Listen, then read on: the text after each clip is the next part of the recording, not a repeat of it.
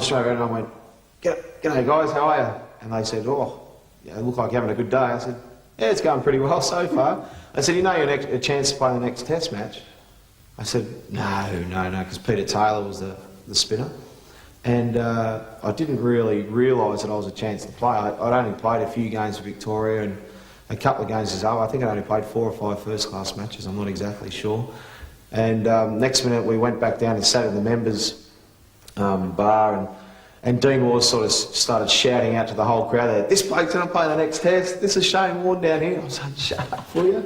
So we're sitting there eating our pies and all that sort of stuff, and then the next day, Ian McDonald rang and said, "Look, you've just been selected in the next test in Sydney." Oh, wow, you beauty. So I said, "Oh, that's great, Macca." It was congratulations all round in the Warne family this morning as a proud mum and dad celebrated the inclusion of their 22-year-old son in the Australian side. It's a remarkable rise to fame after just 7 first-class matches, and Warne didn't try to conceal his feelings. I just feel very proud, and it's just a privilege to play. But, you know, I didn't never really expected to play. You know, it's just something you dream of. Test cricket hasn't seen an abundance of leg spinners over the past decade, but Warne's confidence should be boosted by the fact that the SCG has been a happy hunting ground for spinners in the last few years. I might feel just a touch of apprehension, but in the main I feel a touch of delight that we have a leg spinner back in the side. A fortnight ago, Warne was carrying the drinks for Victoria and struggling to hold his spot in the Shield team. Today he was savouring the biggest break of his short career. It's beautiful, mate. And whatever the outcome of his test debut, the baggy green cap and his Aussie jumper will be cherished forever in the Warne wardrobe.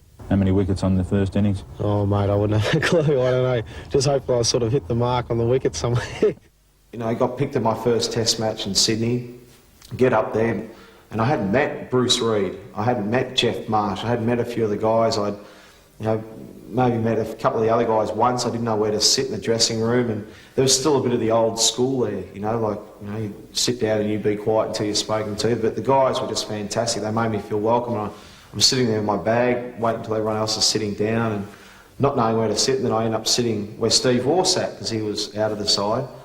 He'd been dropped, and the boy said, "Oh, you're pretty quick to get into Steve Waugh's spot, aren't you?" Like, just taking the mickey, and I did, "Oh, should I sit somewhere else," sort of thing. My first memory of Warne was this long blonde hair and pretty chubby little fella from Victoria who was pretty confident, and first time I saw him bowl was in Zimbabwe, and I just couldn't believe how good he was, you know. It was like watching a young genius, you know. You could hear the ball fizzing through the air and it was just turning square, and I thought, where's this bloke come from, you know? Like, I hadn't heard of him before that tour, and you know, he was pretty down to earth and just your average bloke who liked a meat pie and a bit of a beer and a chat, and you know, he was just your average sort of bloke. Yeah, just before we got the field over, he said, "Come on, boys, let's go out and get him now." And you know, Warne, good luck in your first test. Don't do a Johnny Watkins on us. Hopefully, I'll hit the pitch. So I went out, and Bruce Reid broke down in the first couple of overs. So bowling attack, I think it was Merv Hughes, Craig McDermott, and myself. We didn't, and Alan Border was going to bowl a bit, but we didn't have too much other bowling. Mark Waugh bowled some seam, and Stephen wasn't playing, so we didn't have too much other bowling, so I was on pretty early. That's a great shot, and great driving beautifully, nothing wrong with the delivery. Just that first ball, I honestly don't know how I got through the first couple of balls. My hands were just that sweaty, and I'm trying to grip, and obviously as a leg spinner you need to have a good grip of the ball, but when you've got a wet hand trying to grip the ball, it was, it really was a very daunting feeling. And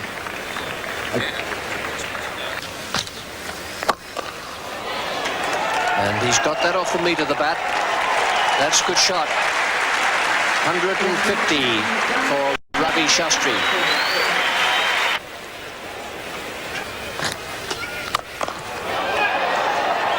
Ravi Shastri prefers to hit the leg spinner over the offside. Ravi Shastri and Tendulkar just went on a rampage. They just whacked me all over the park, and I thought, what's this all about? I just don't belong here. I'm not good enough to play.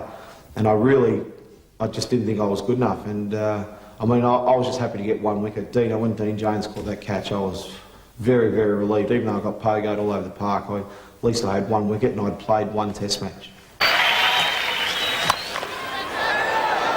It's in the air, Jones under it, that's the end of the innings. Shane Warne gets his first test wicket after prolonged trial and effort, and a superb double century by Ravi Shastri.